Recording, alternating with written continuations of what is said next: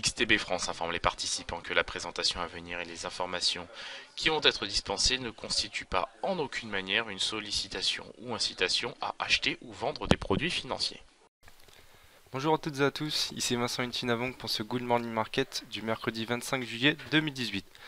On commence comme d'habitude par l'analyse du calendrier économique du jour. Bien entendu, la séance sera dominée par la réunion entre Jean-Claude Juncker, le président de la Commission européenne, et Donald Trump, le président des États-Unis, sur le dossier commercial.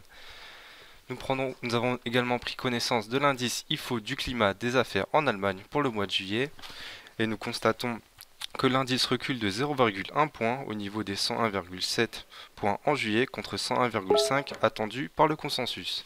Par ailleurs, du côté des États-Unis, les ventes de logements neufs seront publiées à 16 heures, tandis que la séance s'achèvera sur la publication du département américain de l'énergie sur les stocks de pétrole à 16h30. Nous commençons tout de suite par l'analyse de la paire euro-dollar et comme vous pouvez le constater pour l'heure, la paire est capée par le seuil des 1,17 $ pour 1 euro. Les négociations commerciales entre Jean-Claude Juncker et Donald Trump s'annoncent compliquées. Pour rappel, le président américain a menacé d'instaurer des taxes de 25% sur les importations de véhicules en provenance de l'Europe.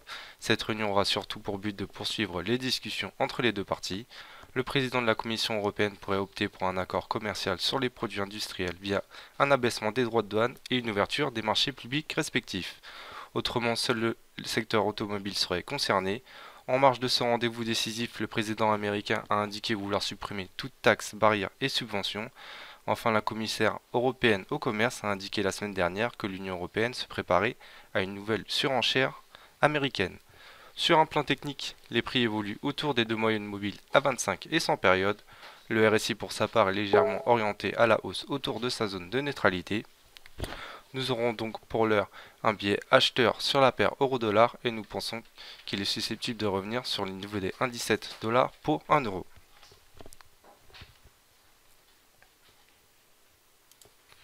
Nous enchaînons avec l'analyse du DAX 30. Comme rappelé en introduction, nous avons assisté mardi à un net rebond sur les indices européens. Les opérateurs se sont davantage focalisés sur les résultats trimestriels malgré le contexte commercial. Bien entendu, les tensions commerciales seront de retour en prévision de la rencontre entre Donald Trump et Jean-Claude Juncker. Par ailleurs, la tendance a été soutenue par l'annonce des mesures de soutien de l'économie en Chine via des réductions d'impôts et des investissements dans les infrastructures. En conséquence, cette annonce soutient les ressources de base et les métaux industriels. Du côté des valeurs, les secteurs de l'automobile et technologiques ont bénéficié des bons résultats de PSA et Alphabet Google. Sur le marché obligataire, le Bund allemand a progressé après la publication des indices PMI qui sont ressortis supérieurs aux prévisions. Sur un plan technique, les cours évoluent sous la moyenne mobile à 25 périodes. Concernant le RSI, il est stable autour de sa zone de neutralité.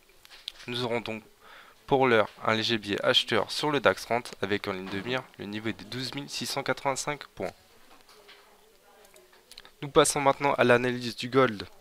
Le gold, nous prendrons connaissance à 16 heures des ventes de logements neufs aux États-Unis pour le mois de juin. Le consensus stable sur une baisse des ventes sur cette période. Pour l'heure, la paire euro-dollar reste sous le seuil des 1,17 $ pour 1 euro. Du coup, d'un point de vue technique, les prix évoluent au-dessus des deux moyennes mobiles à 7 et 21 périodes. Le RSI pour sa part est légèrement orienté à la hausse vers sa zone de surachat. Pour l'heure, nous aurons donc une préférence acheteuse sur le gold avec en ligne de mire le niveau des 1228 $ pour une once d'or.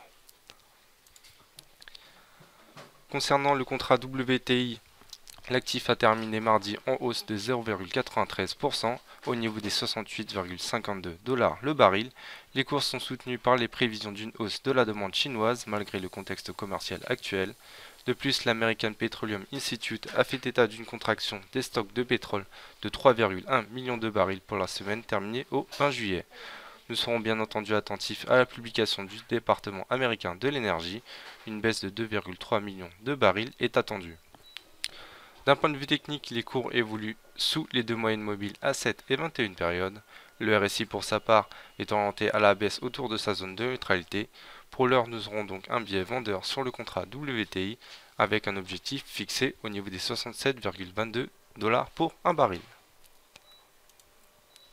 Nous passons maintenant à l'analyse du CAC 40. Mardi, PSA a annoncé une marge opérationnelle record pour le premier semestre. L'action a bondi en conséquence et a entraîné avec lui les autres valeurs du secteur automobile.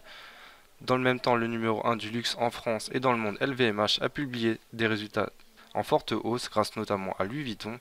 Enfin, aujourd'hui, nous prendrons connaissance des résultats de Valeo, tandis que ST Microelectronics a publié des résultats en hausse grâce à la demande des secteurs automobiles et industriels.